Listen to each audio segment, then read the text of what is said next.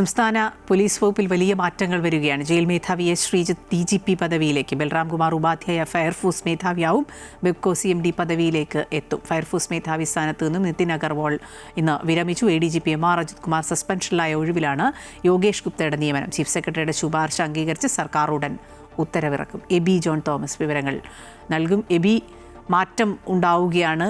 നേരത്തെ നമ്മൾ പ്രതീക്ഷിച്ചിരുന്നതാണ് ശ്രീജിത്ത് DGP പദവിയിലേക്ക് ഉയരും എന്നുള്ളത്. അതോടൊപ്പം തന്നെ ഫയർഫോഴ്സ് മേധാവിയിലും ബെബ്കോ CMD പദവിയിലേക്കുമൊക്കെ പുതിയ ആളുകൾ എത്തുകയാണ്. വിവരങ്ങൾ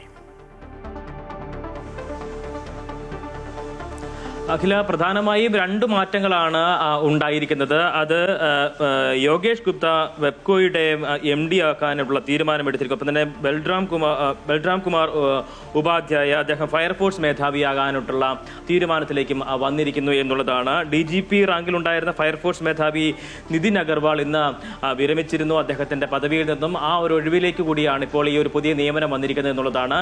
ഇപ്പോൾ ഏറ്റവും പ്രധാനപ്പെട്ട മറ്റൊരു കാര്യം എന്ന് പറയുന്നത് ADGP ആയിരുന്ന ശ്രീജിത്തിനെ DGP ആക്കാനുള്ള തീരുമാനത്തിലേക്ക് ഏതാണ്ട് കാര്യങ്ങളൊക്കെ എത്തിയിരിക്കുന്നു എന്നുള്ളതാണ്. അതിൽ ഇനിയിപ്പോൾ ഉത്തരവിലേക്ക് ഒരു ഉത്തരവ് ഇറങ്ങേണ്ട താമസം മാത്രമേ ഉള്ളൂ. നിലവിൽ അദ്ദേഹം ജയിൽ മേധാവിയാണ്, ADGP പദവിയാണ് ഉള്ളത്. പക്ഷേ ഇനിയിപ്പോൾ DGP പദവിയിലേക്ക് എത്തപ്പോഴും അദ്ദേഹം ആ ഒരു ജയിൽ മേധാവിയായി തന്നെ ആയിരിക്കും തുടരുക എന്നുള്ളതാണ് അതിൽ എടുത്തു പറയേണ്ട മറ്റൊരു കാര്യം.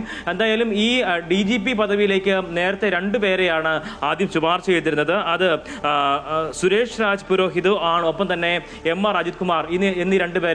ഒപ്പം തന്നെ ഈ സുരേഷ് രാജ് പുരോഹിത് അദ്ദേഹം കേന്ദ്ര ഡെപ്യൂട്ടേഷനിലാണ് നിലവിലുള്ളത്. അതുകൊണ്ട് തന്നെ അദ്ദേഹത്തിന് ഇങ്ങോട്ടേക്ക് വരാനുള്ള സാധ്യത വളരെ കുറവായിരുന്നു. അതുകൊണ്ട് തന്നെ MR അജിത് കുമാർ ഈ പദവിയിലേക്ക് വരുമെന്ന് പറഞ്ഞിരുന്ന ഘട്ടത്തിലാണ് രക്ഷാപ്രവർത്തന കേസ് അട്ടിമറിയുമായി ബന്ധപ്പെട്ട് സസ്പെൻഷനിലേക്ക് പോകുന്നത്.